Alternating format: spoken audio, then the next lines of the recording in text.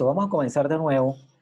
Eh, Justamente ya estamos compartiendo pantalla, entonces eh, aquí está lo que vamos a ver en la clase. Vamos a intentar abarcar esta primera parte que tiene que ver con los tipos de célula, origen, filogenia y ver algunas características para poder enlazarlo después en la formación de estructuras de la siguiente clase. ¿Listo? ¿Ahora sí estamos bien? Bien. Sí, señor. Esta diapositiva probablemente no la habían visto, pero ahora sí. ¿Ok? Entonces, yo me refería a que los tipos de células eran muy variados. Y aquí hay un ejemplo que enmarca dos modelos grandes, que serían células procariotas y células eucariotas. Este es una bacteria, aquí vemos un glóbulo rojo, aquí vemos un neurona, un sistema neuronal, y aquí estamos viendo unas células en división. Lo interesante y lo que les dije es que en solo nuestro organismo tenemos diferentes modelos de células. Y entonces si nos imaginamos el resto de los seres vivos es algo inimaginable el tipo de modelos biológicos que tenemos, ¿no? Aquí están los propósitos de la clase, ya los habíamos leído, después ustedes los pueden retomar cuando yo monte la clase en Moodle o cuando ustedes la puedan ver la grabación. Habíamos quedado aquí, en esta diapositiva, que es el origen. Y les decía que la Tierra, como la vemos ahora, es muy diferente a como era anteriormente.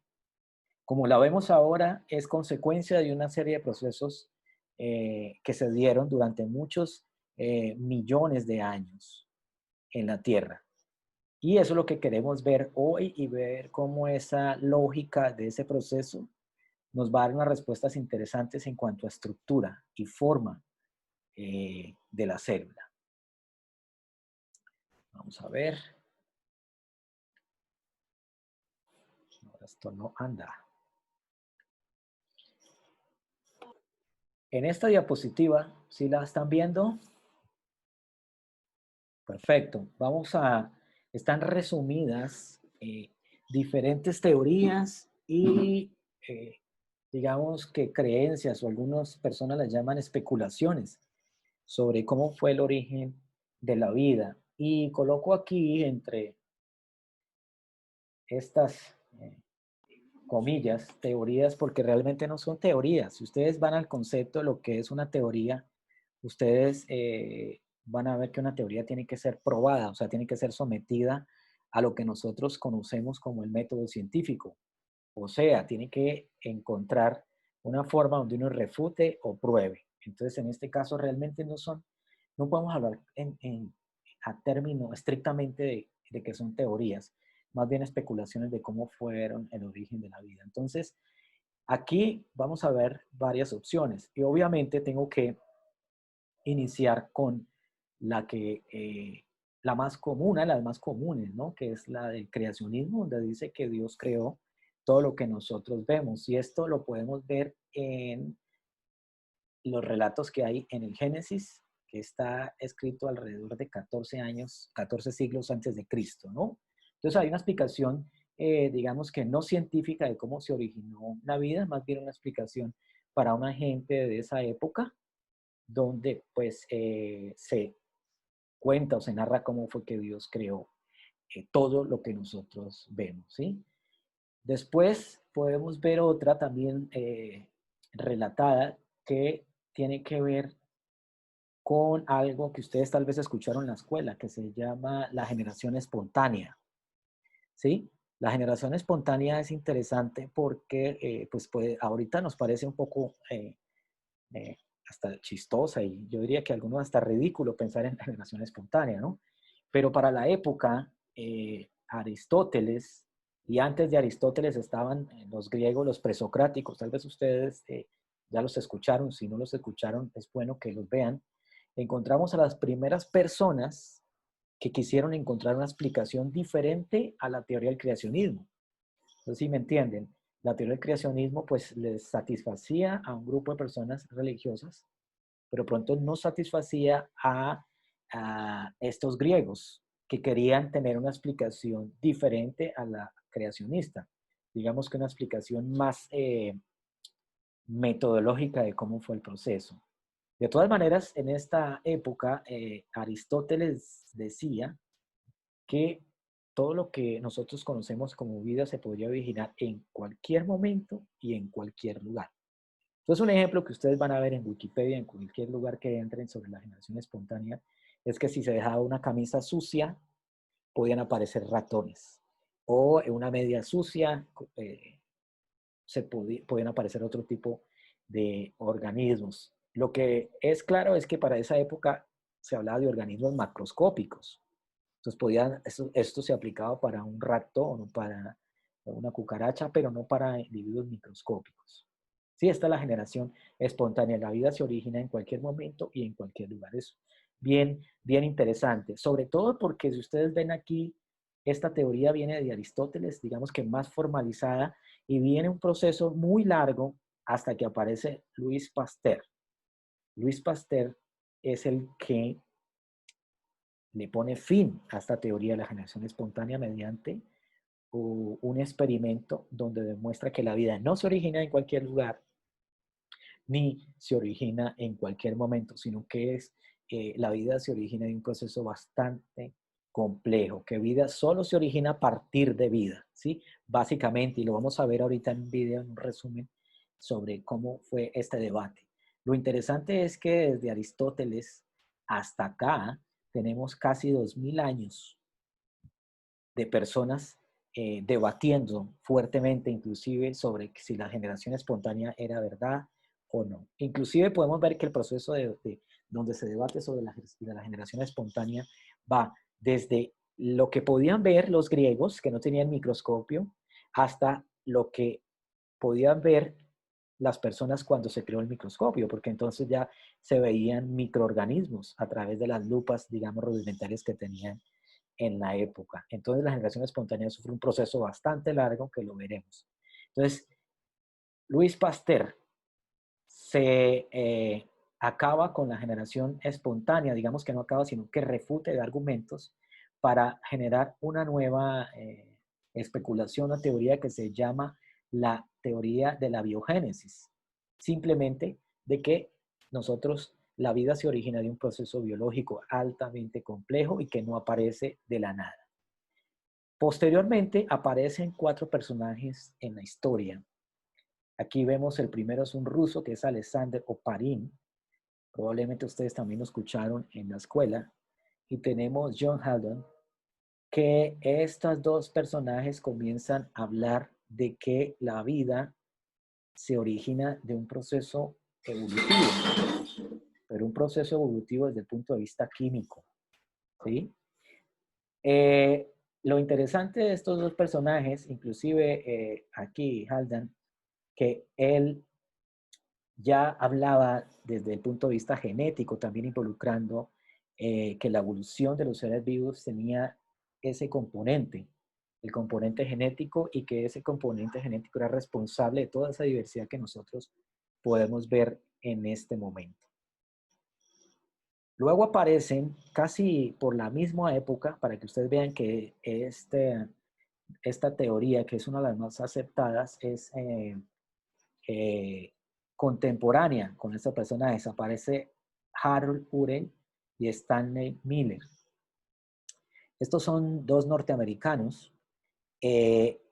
Urey, el profesor o mentor de Miller, donde ellos hacen un experimento donde le dan soporte a toda esta información teórica de Oparin y Haldane. Ese experimento es simplemente ellos montan un experimento en el cual colocan yo no sé exactamente el nombre de este tipo de dispositivo, pero este dispositivo lo que contiene aquí es agua, tiene unos gases y tiene una fuente que genera descargas eléctricas. Con este experimento, lo que lograron ellos hacer fue crear algunas biomoléculas, por ejemplo, como azúcares y algunos aminoácidos. Y eso es supremamente importante porque al ellos poder descubrir que se generan estas biomoléculas, que son azúcares y que son aminoácidos sería como la forma para darle un soporte al proceso de la teoría de la evolución físico-química. Aquí tenemos la otra teoría, que es la teoría de la panspermia. Esta teoría también es muy interesante, solo que a diferencia de la evolución físico-química o quimiosintética, dice que la Tierra, el origen de la vida en la Tierra tiene que ver más con la presencia de moléculas extraterrestres. ¿Qué quiere decir esto? Que como en algunos lugares en Rusia se encontró un meteorito con algunas estructuras similares a bacterias o algunos componentes biológicos, lo que dice esa teoría es que la vida se originó a partir de material extraterrestre, así literalmente como suena. O sea, desconoce que hay un proceso de evolución de los primordios de células en la Tierra. Simplemente que lo que llega acá encuentra unas condiciones y florece, y es lo que nosotros podríamos ver, que a partir de ese florecimiento podemos ver la diversidad que tenemos en la Tierra. Entonces, lo que hace diferente a la teoría de la panspermia, que no desconoce la evolución físico-química, es que dice que estas moléculas o estos microorganismos vienen de otro lugar. Ustedes pueden ver también que en la teoría de panspermia pueden encontrar diferentes niveles. El nivel donde solo habla de moléculas orgánicas, o otro nivel donde habla de organismos, microorganismos literalmente, como bacterias o inclusive como esporas, que es un video que vamos a ver después.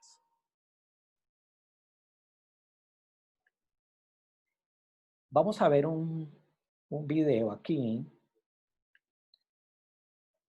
sobre un resumen de esas teorías. Yo no sé cómo es el nivel de inglés de ustedes. ¿Alguien tiene nivel de inglés superior a B aquí? Pues, ¿sí? ¿Alguien tiene? ¿Ok? Entonces, aquí estamos como entrando en un museo. Lo que ustedes ven son, ven unos animales prehistóricos aquí que no los tenemos ahora, ¿cierto? Nosotros no vemos este tipo de animales prehistóricos. Pero tenemos evidencias de que existieron, y eso es bien interesante, ¿no?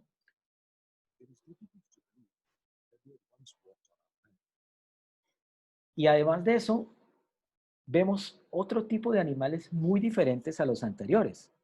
¿Ok? ¿Están acompañando hasta ahí? Levanten el pulgar para yo, eso, listo. Entonces vemos aquí unas formas también bien diferentes.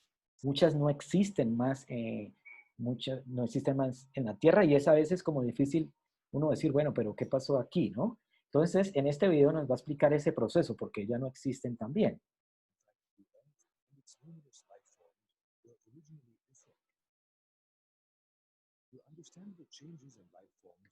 Entonces, vemos, lo que vamos a ver es que el proceso de origen de la vida en la Tierra sufre diferentes cambios. Por eso encontramos unos individuos en los fósiles muy diferentes. Bueno, diferentes, pero guardando inclusive algunas características con los actuales, lo que nos muestra un tipo de relación.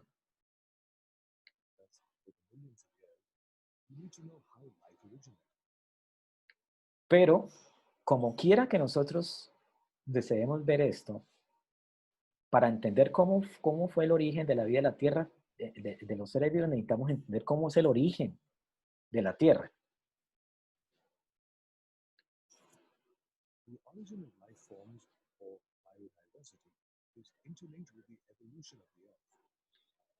El origen de la Tierra y el origen de la vida está totalmente ligado al origen del universo.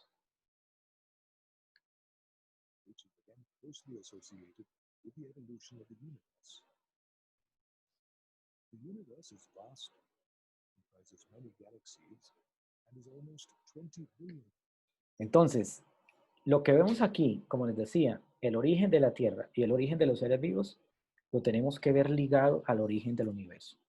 Pero si nosotros analizamos profundamente esto, el origen del universo tiene al menos 20 billones de años. Eso es muchísimo, muchísimo tiempo. Y el universo que como lo vemos hoy es una cosa enorme, con muchas galaxias, muchas estrellas.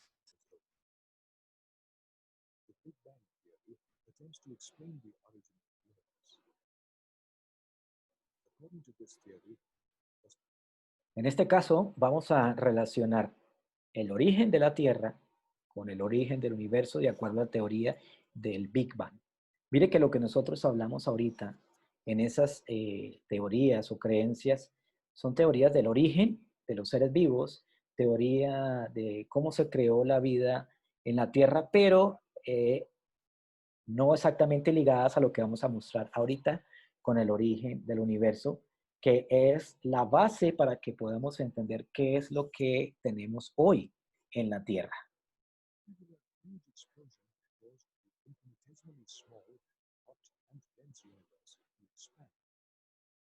Entonces, la teoría del Big Bang, que es una de las más aceptadas, porque tiene una lógica, porque parte de lo más simple a lo más complejo, eh, indica que todo comenzó en un momento donde no había tiempo, no había espacio, no había materia, no había gravedad.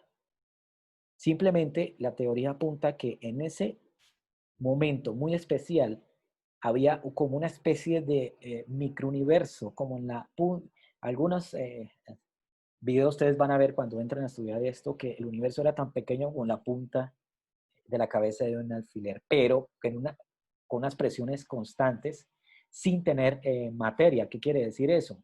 Que en ese momento no existía lo que nosotros conocemos como los átomos, sino unas partículas subatómicas que estaban en una velocidad y un constante movimiento chocando unas con otras, lo cual genera esa presión y la gran explosión.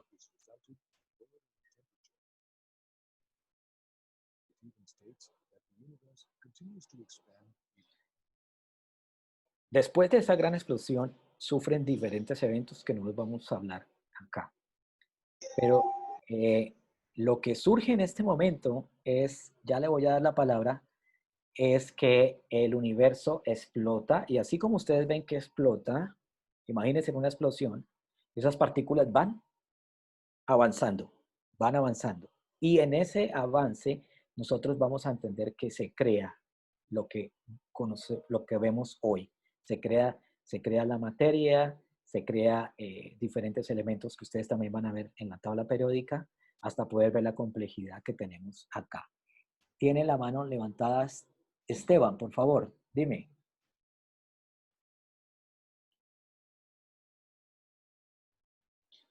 Ese videos yo los voy a poner, yo voy a poner algunos videos en la clase, ¿ok?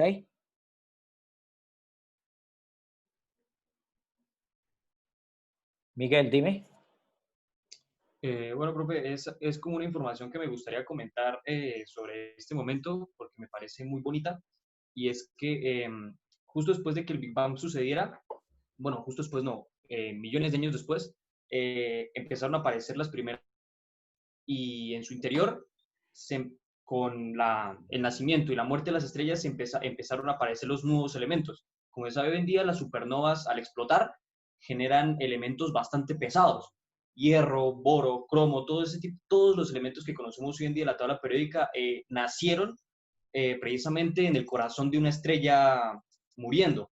Entonces, me parece bonito porque pues resulta que nosotros estamos conformados por todos esos elementos que en algún momento nacieron gracias a la explosión de una estrella. Así que, de cierto modo, nosotros estamos conformados por material que nació en el corazón de una estrella, material que en sí mismo es polvo estelar, así que, no sé, ese origen me parece bastante bonito. Muy bien, Miguel. Sí, el aporte es supremamente interesante, especialmente porque dices algo que es vital para entender el origen de todo.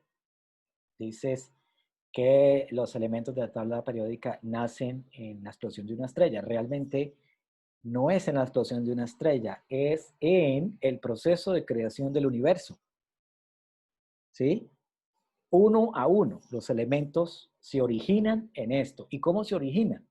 Se originan de un proceso de síntesis, de un proceso de síntesis, hablando de una reacción extremadamente compleja, una reacción de temperaturas altamente elevadas con presiones complejas, que lo que hace es generar diferentes elementos y ya los vamos a ver un poco más de eso. Pero lo que dices es totalmente cierto. No exactamente en una estrella, sino, veámoslo, en todo el universo. A medida que el universo va avanzando, tenemos que entender que lo que está avanzando es la materia. De hecho, recuerden que les dije, antes del Big Bang, ¿qué había? Partículas subatómicas. Antes del Big Bang no se sabe. No. Lo que se cree es que en el momento de la gran explosión habían unas partículas subatómicas, neutrinos, quarks, eso tienen un poco de nombre, son un poco. Lo que, lo que sí tenemos claro es que en ese momento de la gran explosión había partículas subatómicas. Antes, la mejor explicación es que no había nada. Y eso es supremamente chistoso, ¿no?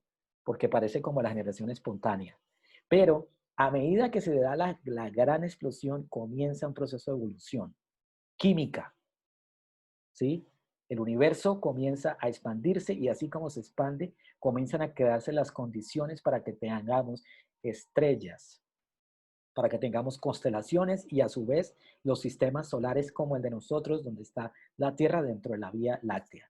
Entonces, hasta ahí vamos bien, ¿cierto? Muy bien.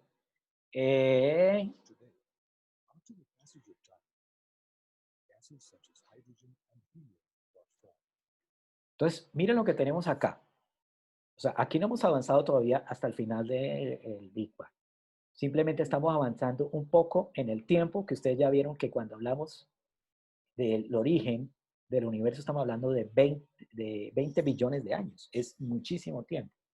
Y después de la gran explosión y la síntesis de estas partículas subatómicas, nosotros vamos a encontrar que se crean estos dos átomos supremamente importantes, que es hidrógeno y helio.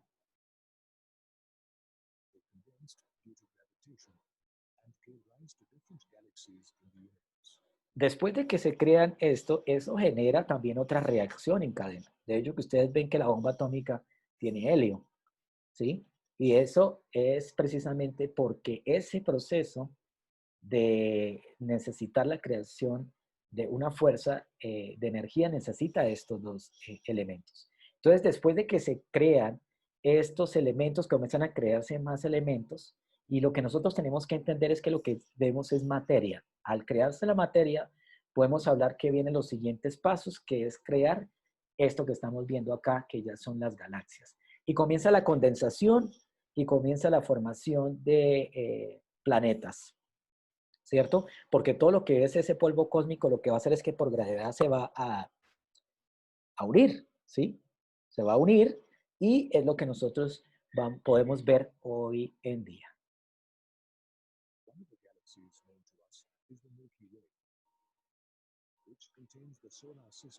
Entonces, miren que lo que vemos nosotros aquí es el Sol, la Tierra y los otros planetas, que es un proceso muy adelante de la gran explosión. O sea, lo que está mostrando aquí ya es la consecuencia de eso, donde ya todas estas partículas se han unido y han formado esto que es, estamos dentro de la Vía Láctea, nuestro sistema solar y las condiciones que hoy entendemos como la física, esa física que podemos entender de la gravedad, que antes no existía, se generan esas condiciones.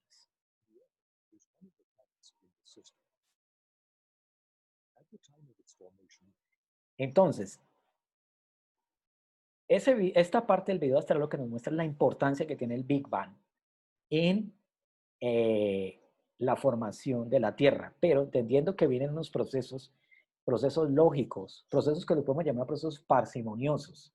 Estamos hablando de lo mucho más, de lo más simple que serían sus partículas atómicas hasta la generación de átomos, la generación de materia y la generación de estructuras altamente complejas como la que vemos ahora, que es la Tierra. Pero una cosa que tenemos claro es que la Tierra no se forma como la vemos ahora. Entonces usted puede ver a su alrededor y ve que hay unas características. Usted ve materia, pero esa materia no es como se veía antes en la Tierra. Estamos en un proceso mucho, mucho más avanzado en el tiempo que lo vamos a entender ahora con un reloj biológico. En este momento en la Tierra, aquí en este tiempo del origen, que son los primeros momentos, hace alrededor de 4.500 a 4.800 millones de años, la Tierra no tenía oxígeno. Las condiciones eran altamente inhóspitas, temperatura elevada, volcanes, rayos, atmósfera altamente reducida, gases tóxicos. Sin embargo, lo que vemos nosotros es que a pesar de existir diferentes gases, tenemos aquí unas moléculas muy interesantes. Tenemos agua, pero no en la forma líquida. Tenemos el agua en la forma gaseosa. No tenemos el agua líquida hasta ahora, para que ustedes vean que el proceso es altamente complejo. Tenemos dióxido de carbono, tenemos amonios, nitratos.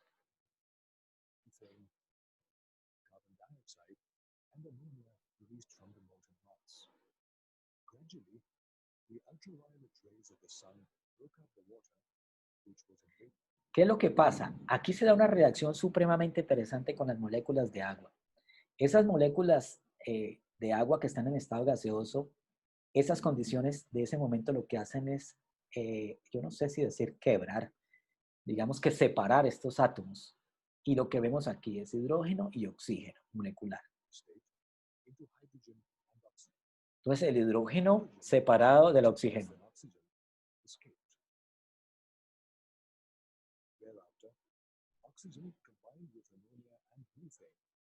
Entonces tenemos aquí oxígeno libre, ¿sí? Ya comienza a aparecer oxígeno libre. Aparece también amonio por aquí, ese bolita amarilla NH3. Ok, y eso vuelve y forma agua y otros gases. Miren lo que está pasando aquí, que es otro proceso supremamente importante para poder entender por qué se origina la vida en la Tierra.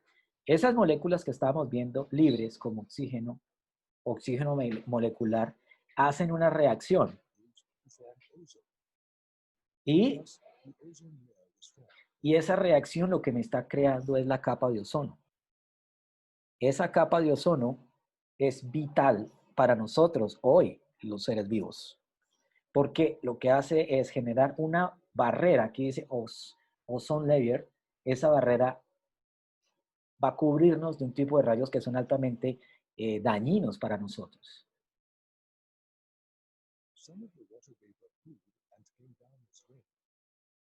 Al pasar esto, las condiciones de la Tierra primitiva cambian, porque tenemos una capa de ozono ya en la Tierra.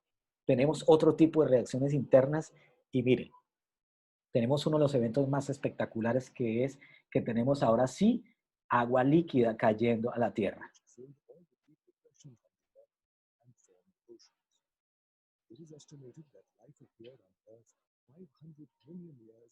Ok, perdón, otra vez se me adelantó.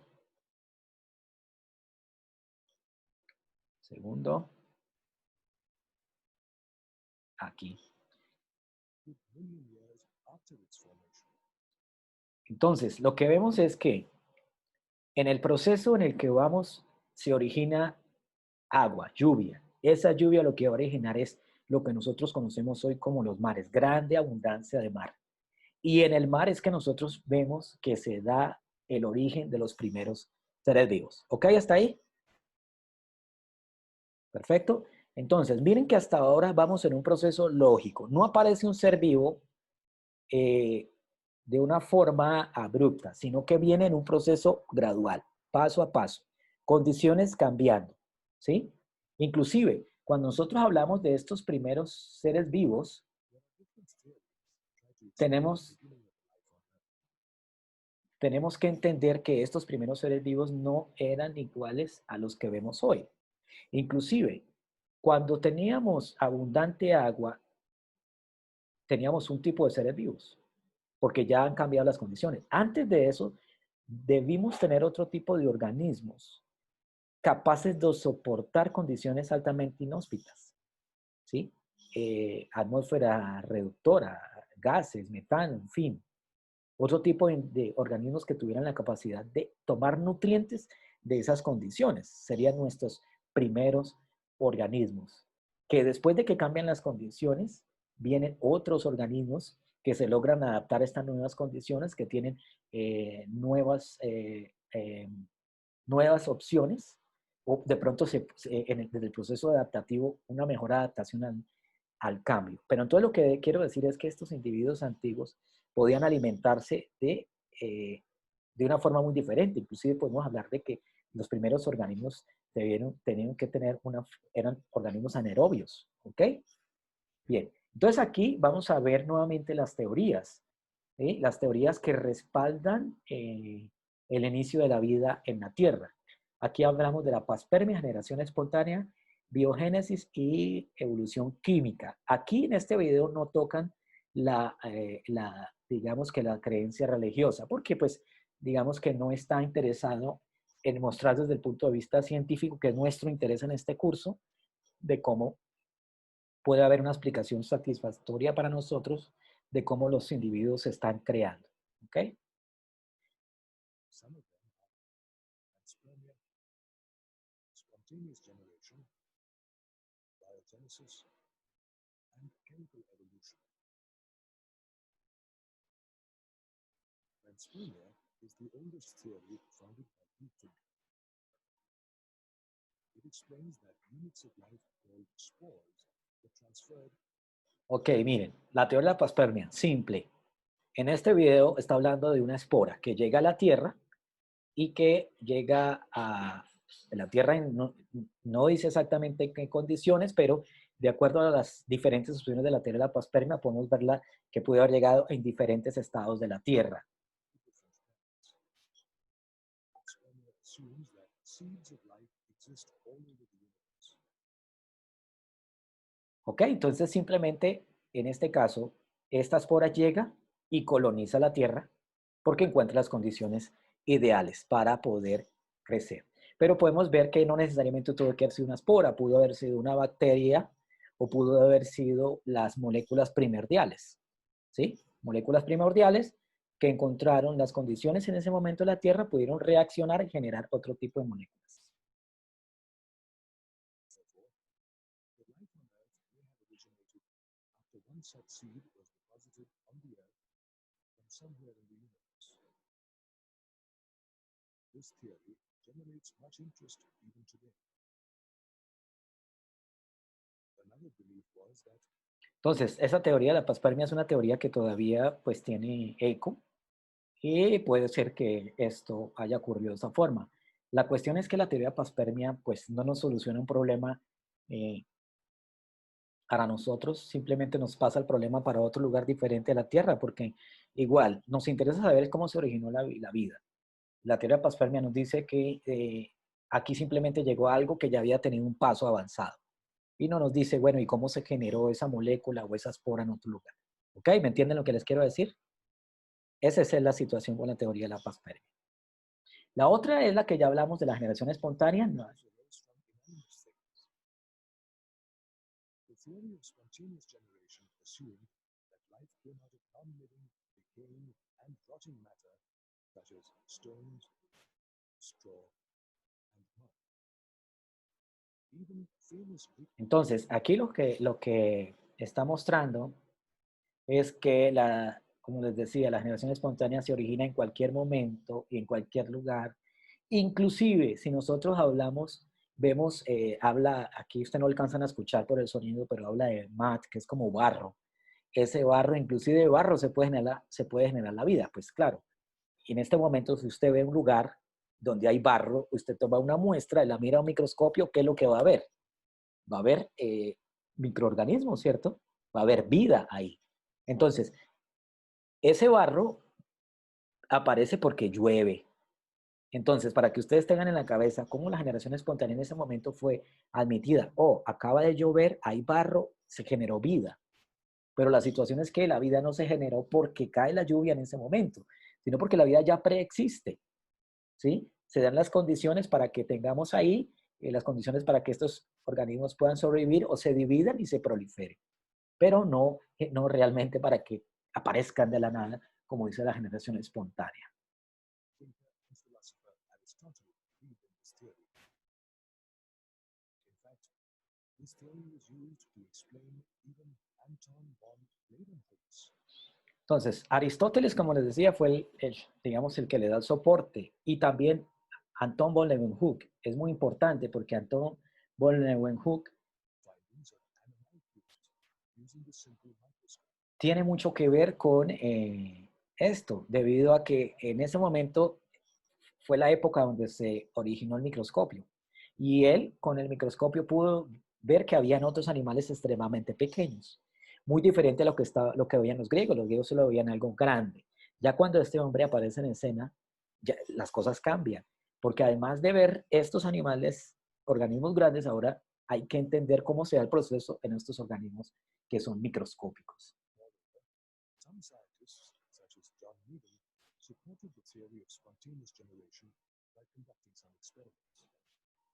In one of these experiments, Needham boiled chicken broth in flask. Este señor, que es más adelante aparece, se llama John Needham.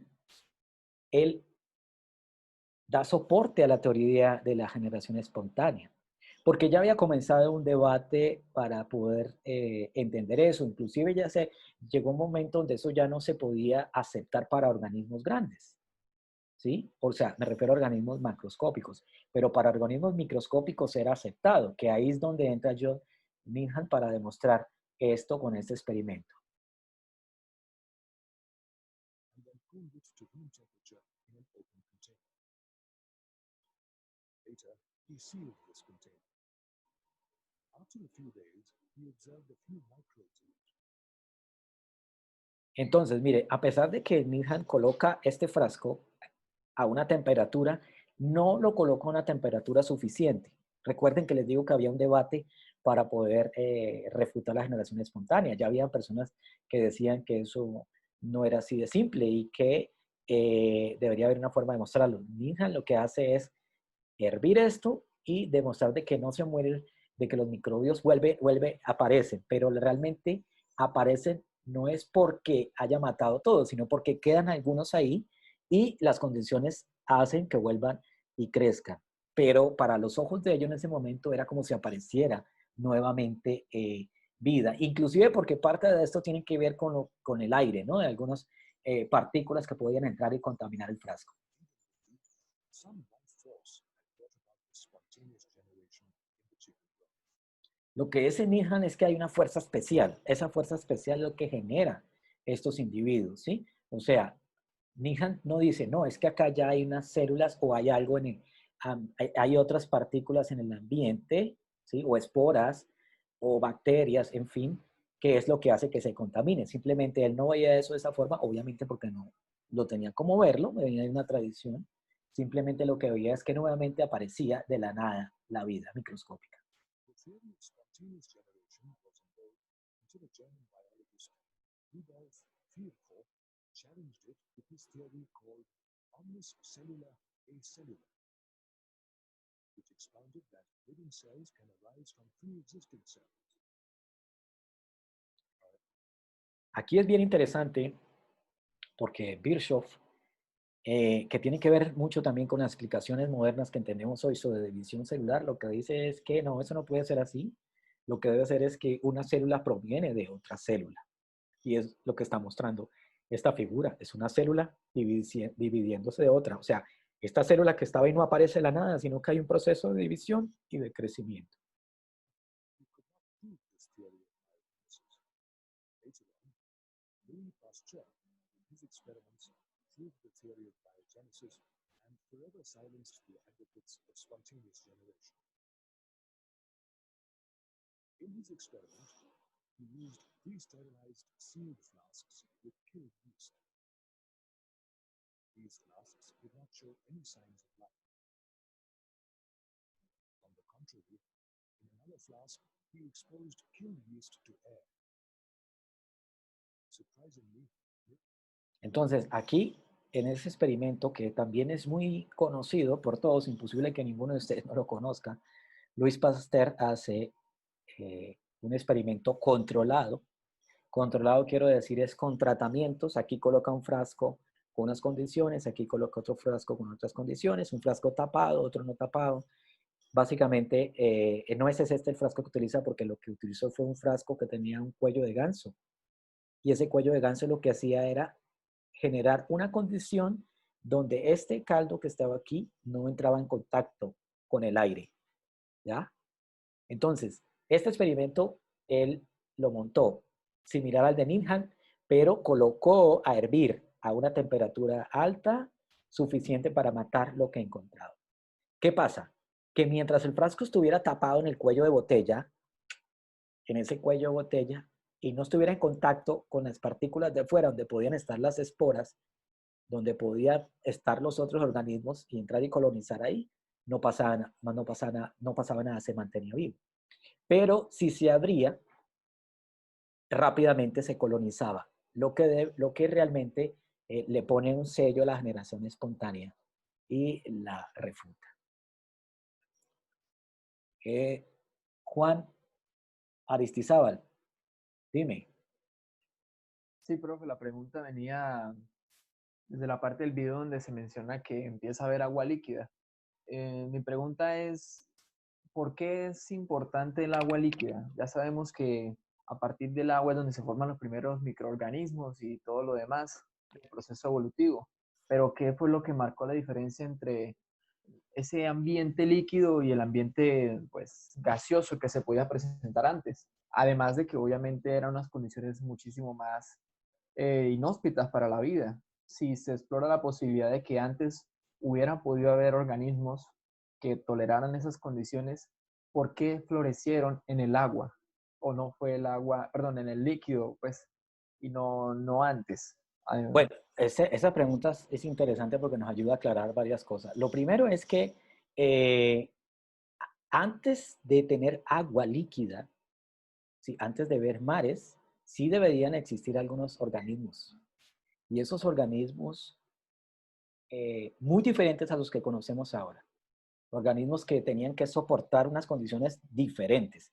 Pero la cuestión enfocada al agua tiene que verse más es como que el agua genera las condiciones para una explosión en diversidad. ¿Sí me entiendes? O sea, la diversidad aumenta cuando las condiciones de la Tierra cambian. ¿Por qué? Ya el agua, tener agua en la Tierra, tener ese proceso de lluvia, lo que hace es enfriar el planeta. Al enfriar el planeta ya no hay un tipo de vida, sino que ya eso genera las condiciones para tener una diversidad mucho mayor. Lo que quiero decir con esto es que como tal no es exactamente el aparecimiento del agua, porque viene un proceso de diversificación. Ahora, sí tenemos que tener claro, cuando veamos la molécula del agua, es que la molécula del agua tiene unas propiedades muy buenas. Y esas propiedades son espectaculares para otro tipo de reacciones que no se darían ahí. Imagínense en la Tierra primitiva como charcos, ¿sí? Charcos de diferente material. Y probablemente en algunos, no pensando en agua, sino diferentes compuestos, con micropoblaciones en cada uno de estos charcos, ¿cierto? Entonces, cuando llega el agua, todo eso prácticamente se une, o sea, ya no está eso así separado, sino que está en una sola unidad. También deberían haber algunos lugares donde no teníamos esto, pero eso cambia todas las condiciones. Y lo que sobrevivió a ese proceso, porque tenemos que entender que muchos de estos microorganismos no están presentes hoy. Pero tenemos que entender también que debieron existir esos microorganismos con esas características, porque hoy podemos ver algunas bacterias que las encontramos en el borde de los volcanes, ¿sí? O en el mar hay unos volcanes en el agua a unas temperaturas altísimas. O podemos encontrar bacterias en aguas salobres, muy similar a lo que podía pasar. O sea que lo que encontramos hoy, característico en unos grupos bacterianos interesantes, nos explica de que eso pudo haber pasado anteriormente. Para concluir con la pregunta, no es solo el agua el proceso, sino que es como la puerta para una diversificación enorme de diferentes organismos. ¿Ok? Sí, profe, gracias. Perfecto. Organisms were found in this flask. Another theory, called the theory of chemical evolution, was expounded by Russian scientist and British scientist John Bergen Sanderson Holden. They proposed that the first form of life originated from Debido a esto, lo que Oparin y Holden decían, sin una prueba, ¿no?, experimental, es que estas moléculas que ustedes ven acá, aquí ven un RNA y ven la estructura de una proteína, existen hoy porque debió existir antes algo similar a ellas. ¿Me entienden lo que digo? ¿Sí o no? Hay algunos que no tienen cámara, entonces no los veo.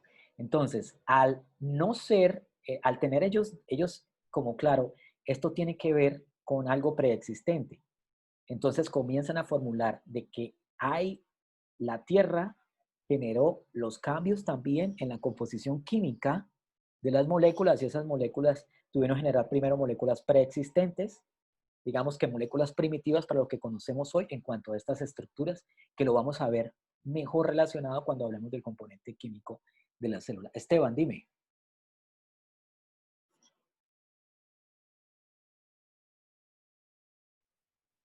Profe, esto tiene que ver con la hipótesis del mundo del ARN, que decía que luego como que vinieron unas capas de fosfolípidos y formaron la primera célula procariota. Digamos que sí y no. O sea, ellos no lo veían todavía así porque eso, lo que estás hablando del ARN, que sí tiene que ver con esto, lo propuso Linda Margulis, pero mucho tiempo más adelante, ¿sí? Pero lo propuso también porque ella se soportó en lo que decían estos señores, de que estas moléculas que vemos hoy complejas deberían tener unas moléculas mucho más simples que podían cumplir algunas funciones eh, eh, básicas para poder sostener la vida en la forma que tuviera, ¿ok? Entonces, es sí y no, ¿sí me entiendes?